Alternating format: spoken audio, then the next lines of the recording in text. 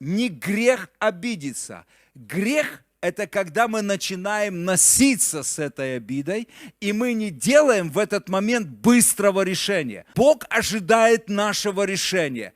Как нам поступить с тем, что нам сделали больно? И мы знаем правильный ответ – простить.